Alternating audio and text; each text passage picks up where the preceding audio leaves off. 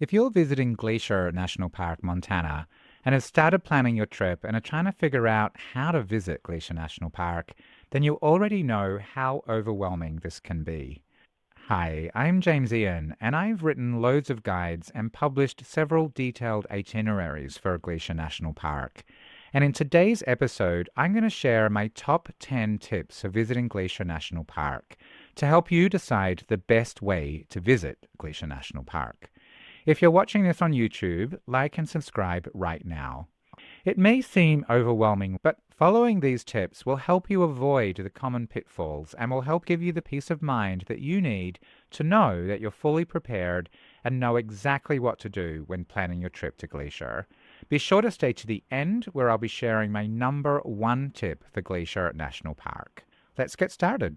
Welcome to National Parks Collecting with James Ian. He's a national park expert. He's here to help you have the best national parks trips ever. Get tips, discover hidden gems, and learn all you need to know. This is your path to collecting national parks experiences, memories, and maybe even a stamp or two. So, what are my top tips for Glacier National Park?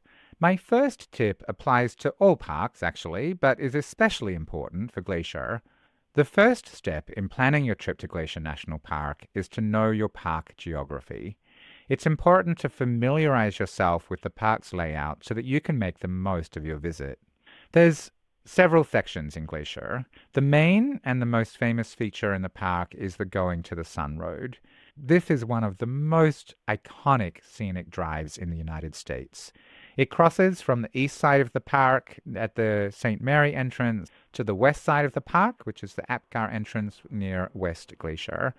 In the middle, at the highest point, is Logan Pass. There are visitor centers at these three places. There are two other distinct areas on the east side. Both have separate entrances. In the northeast is Many Glacier or Swift Current area, and in the southeast is Two Medicine. If you want to visit these areas, you'll need to be on the east side of the park. This will save you considerable drive time and allow for more exploration. In the northwest is the North Fork area near Polebridge. The road into that section of the park is unpaved, and this area is much less visited than the others. What's another essential planning trip for Glacier National Park? You'll need to know this as you start to plan your trip because the timing is important. There are timed entry reservations required for several sections of Glacier National Park. My tip is to know what areas you need a reservation for, when they go on sale, and then try to get a timed entry reservation the second they become available. These tickets are required for entry between certain hours of the day during the peak season, and they sell out very, very, very quickly. Reservations are typically required from late spring, early summer to early September for several sections of the park. Now, which sections require reservations does vary from year to year. It has been the entire Going to the Sun Road. It has been the Going to the Sun Road only if you enter from the west side. It has been the North Fork, Many Glacier, and Two Medicine, but not all of the time. It has changed a little every year since the National Park Service implemented the system. So check for the year that you're planning to go there. Most spaces become available 120 days in advance of each day, and they sell out almost immediately, as I said. So be logged into your recreation.gov account, set up your account well before, be logged in and ready to book the spaces that you need the second that they become available. If you miss out on the initial timed entry reservations, don't lose hope and don't cancel your plans. The park does offer a night before lottery for last minute passes. And if you miss that, you can enter either before or after the time period for each day that the reservation system is required for. My next tip for visiting Glacier National Park is also very practical. When planning your trip to Glacier, I recommend moving accommodations throughout your trip. Now, if you're only spending one day in the park, then obviously this doesn't apply. But if you're spending 2 days or more, I recommend staying on the west side if you're planning to visit the North Fork and the west side of the Going to the Sun Road, and staying on the east side of the park for the east side of the Going to the Sun Road and for Many Glacier and Two Medicine. Staying on the east side of Glacier National Park can have a distinct advantage. In some years, the east entrance to the Going to the Sun Road doesn't require timed entry reservations, whereas the west side does. So that means that you can get into the main part of the park without having to worry about the timed entry permit. They also offer a convenient base for exploring Mini Glacier and Two Medicine. If you're staying on the west side and you want to drive around the bottom of the park to get to the east side, it adds quite a bit of driving time. So you want to try to avoid that if possible.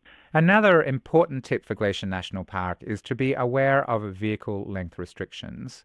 For the Going to the Sun Road, the Going to the Sun Road has vehicle length restrictions that are strictly enforced. The road is very narrow and winding in the middle, and if your van or your vehicle is more than 21 feet long, 8 feet wide, or 10 feet tall, you will need to find alternate transportation because you won't be able to go on that section of the park. Now, there is a free shuttle, and the shuttle system is designed to accommodate people who are in vehicles that are impacted by these restrictions. So if you're traveling in a larger vehicle, plan to park and use the shuttles.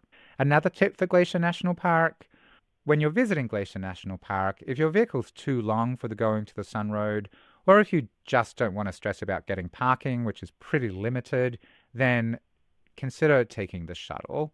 It is free, it's fairly efficient. I have heard of people waiting for long times, but it does depend on the time of day. It's also possible to have minimal wait times. You should be prepared for it, though, and I'll explain why in just a little bit. The shuttle system operates only along the Going to the Sun Road, and it connects the Apgar Visitor Centre in the west with the St. Mary Visitor Centre in the east, and it runs from July through Labor Day typically. On the west side, it runs every 30 minutes. On the east side, every 40 to 60 minutes, although that can also vary year to year. One thing to consider if you're staying on West Glacier, you could use a bicycle as a way to get to the shuttle. So you could ride your bike to the Apgar Visitor Center and then take the shuttle from there. There are bike racks there. That would save you time in the traffic, but also be a little more eco-friendly. Now, there is a caveat to my recommendation to use the shuttle. There can be wait times.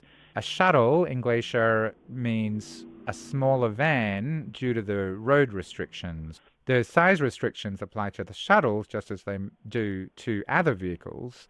The Going to the Sun Road is especially narrow and winding between Avalanche Creek on the west side and Sun Point on the east side. So there are larger buses between the Apgar entrance and Avalanche Creek on the west side, and between the St. Mary entrance and Sun Point on the east side. But then when you get to Avalanche Creek and Sun Point, you actually need to get out of the bus and change to a smaller bus for the middle section of the Going to the Sun Road. So this creates a bottleneck because there's more people on the larger buses, but then most people want to travel beyond, but there are smaller buses and the frequency is the same. So there is typically a bit of a bottleneck and you can end up waiting there. So just be prepared for that. If you don't want to bother with the hassle of waiting in line for the shuttle, my next tip is actually an alternative to the shuttle. If you don't want to deal with the free shuttle buses and aren't much of a hiker, then consider taking a red bus tour. The red bus tours are a great way to have a stress-free journey along the Going to the Sun Road, and also to avoid the timed entry reservation system. They are in open-topped red buses, hence the red bus tour name, and you can relax and enjoy the scenery. There's expert commentary from knowledgeable guides along the way. They do make stops for photo ops, and because they have open tops, you can soak up views along the entire length of the Going to the Sun Road without the distraction of driving. We're halfway through. Before we look at more tips and advice for Glacier National Park, if you're watching this on my @National Parks Collecting YouTube channel and you haven't already, please like and subscribe below. It really does help.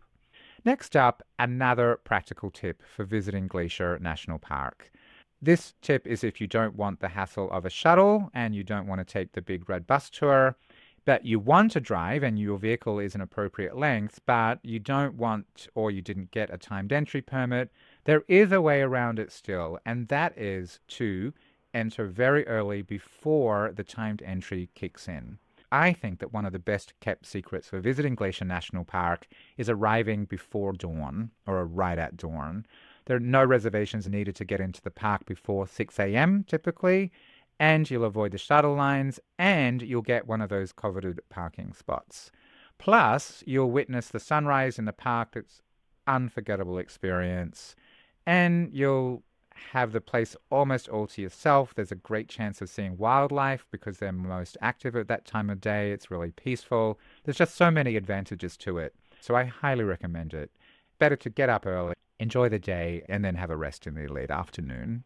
My next tip is essential if you decide to drive on the Going to the Sun Road. If you drive, I strongly recommend that you go to Logan's Pass first thing. Logan's Pass is about halfway along the Going to the Sun Road. It's the highest point, and it's a hot spot for a good reason. There are amazing views there, but it's also access to the visitor center, which won't be open very early. It has breathtaking views, but it's also access to the trailhead for some of the most popular trails in the park, including the Highline Trail. Now, the parking lot there is not that big, and it is usually completely full well before 7 a.m. So you need to get there by then if you don't want to wait for someone to leave so that you can park your car. And a lot of people are out hiking on the trails, so they may not leave for quite a while.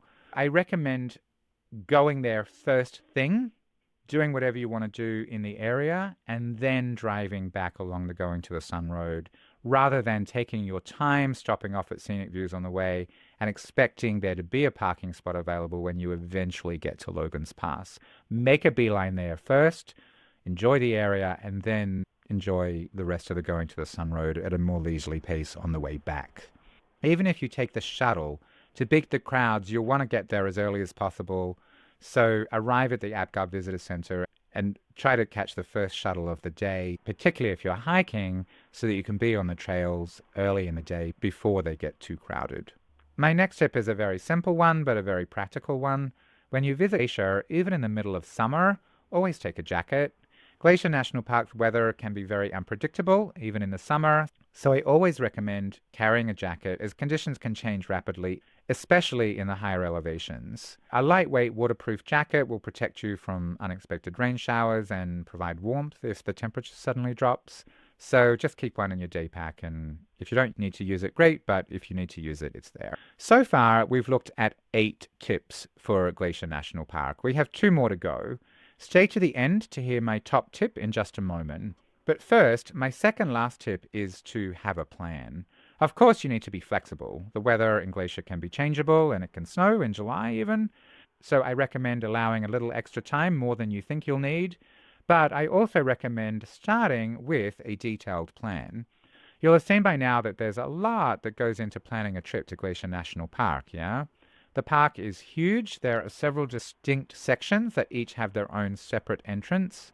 There is a lot to see and do. The park is incredibly beautiful, but the season is short and the park is very popular, so it can be crowded even with the timed entry system.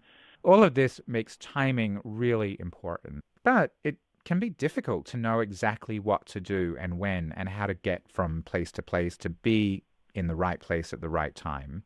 The number one thing that people ask me about is how to put everything together into an actual itinerary. They worry that they'll miss out on some of the highlights. They worry that they'll be somewhere when everybody else is in the same place and spend most of their time waiting for a parking spot or competing with crowds on the trails. Some of them are traveling with their whole family and stressing about how to keep everybody happy. So I created hour-by-hour plans for 1, 2, 3, and 4-day visits, actually 5-day visits as well, to Glacier National Park, that have a really detailed plan that has options for different activity levels and interests so that you can easily adapt them to your own interests and even build in different options if you're traveling with several people. They include tips for visiting, they include important information, there are hike descriptions, driving directions, etc. The goal of these itineraries is to remove the stress of planning and allow you to just fully enjoy your visit. They're designed to ensure that you don't miss out on any of the park's amazing features and wonders and provide you with all of the knowledge that you need to navigate the park efficiently. By using them, you'll save time on planning and ensure that you don't miss out on any of the park's highlights. They'll help take away the overwhelm and give you all the information that you need in one spot so that you don't need to worry about missing out on any of the park's highlights or stress about how to put everything together that you want to do in a schedule that makes the most sense for the time that you have available. Just follow the links in the show notes below. Now, as promised, what's my number one tip for Glacier National Park? I recommend taking a boat tour. There's actually 4 lakes in the national park that offer cruises. There's Lake McDonald, St. Mary, Mini Glacier, or Swift Current, and Two Medicine. And there are several reasons to take at least one lake tour, although I would recommend more even. The most obvious reason is that they're awesome. They're just an amazing way to enjoy the incredible beauty of the park. Once you're out on the water, you'll enjoy stunning views and tranquil moments on these historic lakes with all of the mountain views around you. Another reason is that for the areas that require reservations, boat reservations actually substitute for the timed entry reservation requirements. To travel to Glacier National Park through the west entrance of going to the Sun Road, you need a timed entry reservation typically. However, if you don't get a pass, you can book a Lake McDonald tour through the Glacier Park Boat Company, and there's a link in the show notes below. They grant you automatic access to the west side of the Going to the Sun Road without needing a reservation for the day that you have the reservation. Timed entry permits may also be required for the east side of the Going to the Sun Road on the St. Mary side, not every year, or for the Many Glacier, or for the Two Medicine areas in some years, although this does vary. If those areas require reservations, then boat tour reservations in those areas will substitute for timed entry permits there as well. The third reason is that by taking some of the boat tours, they can actually get you closer to some awesome trails and allow you to skip hiking to the trailheads. So in Two Medicine, the boat can take you across Two Medicine Lake to the trailheads for Upper Two Medicine Lake and Twin Falls. And this cuts out about 3 miles each way of hiking so that you're just focused on the most spectacular parts of the trails. In Many Glacier, it will save you 2.2 miles in each direction. And from the other side of the lake, you can hike to the Grinnell Glacier View and Grinnell Lake. If you want to do this, I recommend trying to take the first boat tour of the day. This allows you to reach the hikes early, gives you more time to explore more trails throughout the day. Note that you need a reservation for a specific time to go across the lake, but you can catch whatever return boat is next leaving after you've hiked. So you're not locked into a particular return time, which is kind of cool. And of course, you don't have to hike. You can just take the same boat back and forth. If you're not a hiker, it's still totally worth it. For Many Glacier, there are actually 2 lakes, and there's a short but somewhat steep 0.2 mile hike between the lakes that you need to do. So if you have mobility concerns, you will need to decide if this is appropriate for you. If you want help planning your trip, check the links in the description box below. There's a bunch of planning and booking resources that you can use to plan and book your trip. And keep watching my videos to get even more help so that you can have the best national parks vacation ever. And if you want to get notified about the next episode, subscribe and click below.